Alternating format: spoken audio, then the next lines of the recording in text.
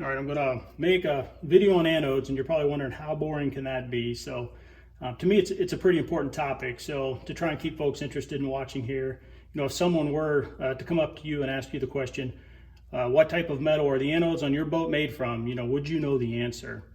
And that question applies to even a brand new boat, a boat manufacturer, the engine manufacturer, the drive manufacturer. They don't necessarily know the end use of the boat. And when I say that, I mean, they don't know if the boat's going to be used in salt water, fresh water, brackish water.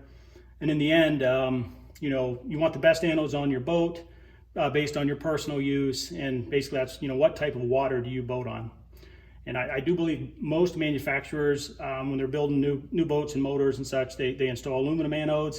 That's the best all-around anode for salt and brackish water. It's not the best, but it's the best all around. And if you're a freshwater boater like I am, you want magnesium anodes installed. They're the highest performing for fresh water. And for salt water, they often talk about zinc. Zinc anodes are supposed to be the preferred for salt water. And to be brief and not dive into all the science behind what an anode is, I mean, you can Google that if you want to, but basically anodes sacrifice themselves to prevent the more important parts of the boat from corroding. And those more important parts are your drive components, engine components. If you have one, trim tabs, rudders, prop shafts, anything that's metallic. Even the hull of your boat will have anodes on it if it's a metal part contacting the water.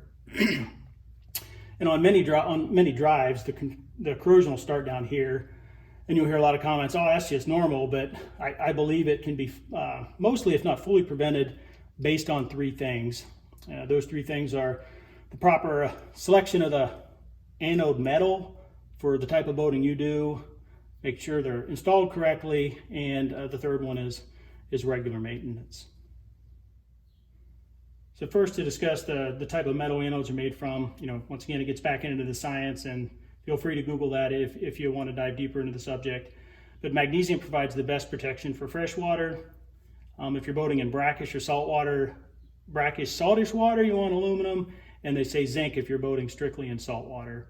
And like I said, if your boat is new, they're probably aluminum. I bought this boat new about 3 years ago, and I wasn't quite sure what anodes were on them. So I pulled them off, and these are actually made by a company, Martyr. And these came OEM from Volvo Penta, so I assume Martyr is the Volvo Penta anode supplier. And if you do follow my YouTube channel for maintenance on this type of drive, I'll include links to this particular anode down in the description below, and you can select from zinc, aluminum, or magnesium for the type of boating you do. Martyr also has like a huge selection of everything else you might need, Mercs, out drives, trim tabs, everything. So I'll just include a link to their store down below too, and then you can search away for whatever it is you need. Moving on to the second point is proper installation. You want to make sure, don't have that one screwed on. You want to make sure the mating surfaces here are clean and scuffed down to the bare metal, so there's a low resistance path when you bolt the anode on, and we'll say it allows the science to work effectively. And third, and this is probably most important, if you trailer your boat or you have it on a lift, meaning if it's frequently removed from the water, then, it gets exposed to the air. And air exposure leads to oxidation, and then oxidation, if your anodes get oxidized, they won't work correctly. So when you do have it out of the water, you periodically want to sand it down or scuff it up just to get the oxidation off. And what I do is when I'm here in the garage, I just have some sandpaper on the bench, and when I remember, I just scuff it up with some sandpaper to get back down to the bare metal. As you can see, I did a little better job today. Since I had them off, I scuffed them up really well. So yeah, one more comment. It can be difficult to know what type of metal these are actually made from. When I pulled these off, it's the same part number on both of them. There's a 1 and a 2 here. I thought that might be the difference, but if you look at the ones for the transom plate, they're the same number.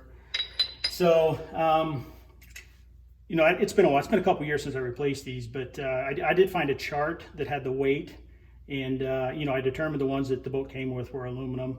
And just for reference, if you do have these anode types, the aluminum, this one weighs about 1 pound to 1 ounce. And this is a lot lighter weight. This is only about 11 ounces. And all three of these metals are non-magnetic, so that won't help you figure out which one's which. So anyhow, yeah, if you're as anal as I am, is about keeping your boat in best shape you can, you might want to just consider seeing what type of anodes you have on your boat. If you can't figure out what are installed, you might just want to go buy the highest performing ones for the water you boat in. Is, sooner or later you're going to need to replace them anyhow. They are a regular maintenance item. And as for when to replace them, it seems like the common advice out there is when they're 30 to 50% gone, or if they just look extremely bad or pitted. They're not that expensive. So, I think replacement is just sort of a subjective decision. But if they're not the correct ones, I wouldn't wait until then. I would go replace them now like I did. So anyhow, thanks for watching. Hopefully you learned something. Please leave any feedback or questions down below. Thank you.